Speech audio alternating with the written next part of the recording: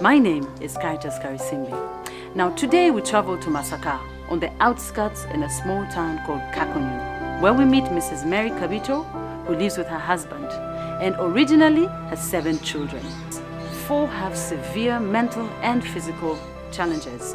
The 3 are very healthy. Now the community realized that she manages very well with her 4 children and decided they needed a helping hand. The number has grown from the original 4 to a staggering 45 children. How she does it, I don't know. How these children live in this space with all the challenges they have, we don't know. But I'm here to find out. On arrival at her home, it's visible that it's not a scene for the faint-hearted. It takes a lot of grace for a visitor to even take a second glance. But it's a way of life for Mary KABITO. It's what she's known to do best, caring. You're most welcome to our home. I am blessed to be here. I'm actually humbled to be here. My first question would just be, how do you do it? Before we even go back anywhere, I just need to find out, where do you get that energy, that push? I can say it is a God-given gift, because I know, I appreciate and I believe that we are all human beings. That's very true. No one of us wrote an application to God and asked Him to make him the way he or she is. So I feel I must do all I can to support these people. Okay, now let's go back. You're married. Yes, please. You have 7 children. Exactly. And the 3 are Ordinary. healthy children, Yes. and the 4 are severely mentally and physically challenged. That's it. The 4 that you had, they're the oldest? Do they follow each other? It is a mixture. Our firstborn is okay, and she's married with the 2 children. The follower is medical girl who has multiple disabilities. Then his 2 followers are okay, and they are graduates. Then the last 3 have the same condition like Medi. Okay. Did you get to any point where you felt like, I've had enough children, let me just live with this for now? At At that time, I never thought of it. The community that we live in, we have different cultures and mentalities and beliefs.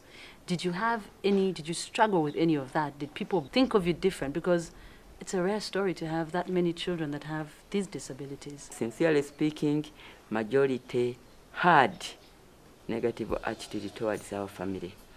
Thinking that maybe there are certain things we did which annoyed God, and He made our children like that. Do you ever feel, as a woman, as the mother, do you ever blame yourself? I had it some time back, but time came after realizing that I'm not the only one having children with disabilities. I gave up and I had to accept. At the moment, Mary was a grade 2 teacher, but because she had accepted to live with this predicament, she chose to enroll in school to get skills on how to take care of her children. With these skills, the community realized that she had extensive knowledge in taking care of children with disabilities. One by one, they started to drop off their mentally and physically challenged children to Mary's house. On the day of our visit, Mary's household had 45 children under her care. Bana bana si babo, and on top of that, bayine ebivune bingi. Tobeeranga kaawo n'ogamba naye guno mugugu neetise gwaki nga muzito. Ekyo sikifunangako mu mutima gwange, naye ate ekimmenya kwe kuleeta omwana nendaba nga condition ye sijja gisobola olwa limited resources. Naddala abalina multiple disabilities, abo tetunaba kutuuka ku level ebahandolinga. Kubanga abaana buli mwana ajja aba alina okulya n'okunywa. Nendabirira nga ddwaliro ng'eryo kujjanjaba, kubanga balwala nnyo n'aba nga alina obbateekamu ssente okujjanjaba. Buli mwana abazze, buli omu ajja mu mbeera eyiye, ng'ate alina okufaayo okulaba nti amubeeza mu mbeera ennungi. Ebintu bwe bityo. Your husband, What role does he play in all this? Mwami wange omulimu gwasinga okuplayinga kwe kukkiriza abaana bano kyempulira nga mwenyumirizaamu. Tekitawanyiza, tekitaganyiza obufumbo? Mwattu nedda. No? Ekyo nkimwebaliza.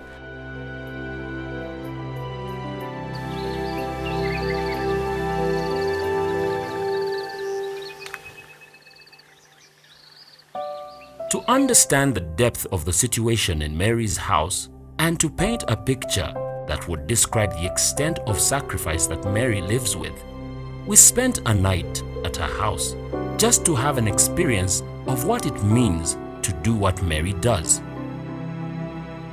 What happens with the children since the houses are not self-contained? Then how did you handle their needs at night, those needs? Mainly, they just do susu.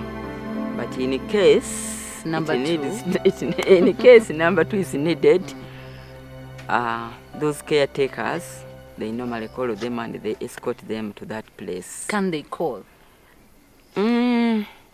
Some can call, others. Those who cannot, they do that thing on their beddings. The pungent smell of urine. You enter through the door and it's the first thing that hits you. And it goes to wonder what is under these blankets. What's under these mattresses, the nature of these mattresses, the condition of these mattresses that the children are sleeping on. And as you can see, no mosquito nets. That's another question there. I've been wondering how they survive the malaria without the mosquito nets. But the amount, the smell of urine, it's the hygiene. It's so evident what she said, how some of the children end up wetting their beds. They do it where they are. It's so evident when you look around.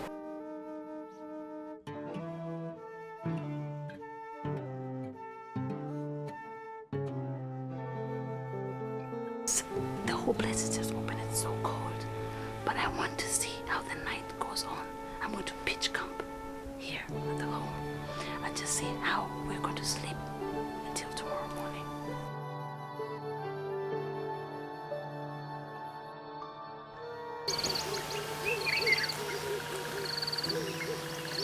I'm sitting here with my friend Jeff and Alex. So the others have gone to school.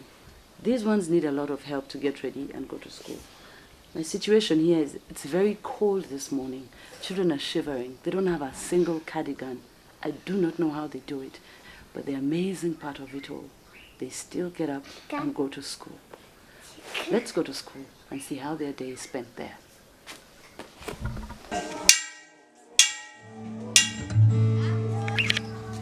With Mary's skills that she acquired after graduate course in handling children with disabilities, coupled with her teaching skills, she started a school on the village that caters for the education needs of these children. Abaana nga bw'obalaba nze naye neewuunya okuba nga mulimu ayogera oluzungu ate nze lusimanyi. Babayambye. Nze ndi mulamu nnyo naye ate sikola ki? Naye ate bo abayigiriza nga bano abaana beggwanga bwa bulungi.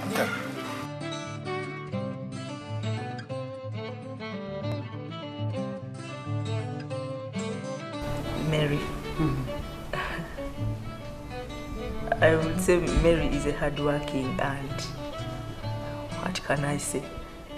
She's hardworking, so committed, she's loving to all people.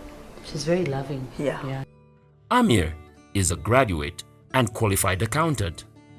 After finishing school, he chose to come and help his mother at the school. As you can see, she's getting older. So I need to take this up. So, like when she's not around, in most cases, I'm around. The challenges are still numerous. You've seen children with mobility problems. They move from home to this place in the morning. They go back for porridge, they come back and they go back for lunch. It is a bit taxing them. With barely nothing, Mary runs a home and a school.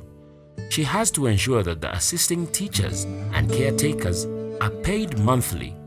She has to ensure that constant medication is extended to these frequently or even permanently sick children daily. And she says in her words, it's too much that is needed. It's stories like these that move hearts of compassion, hearts of mercy, and hearts that say something can be done.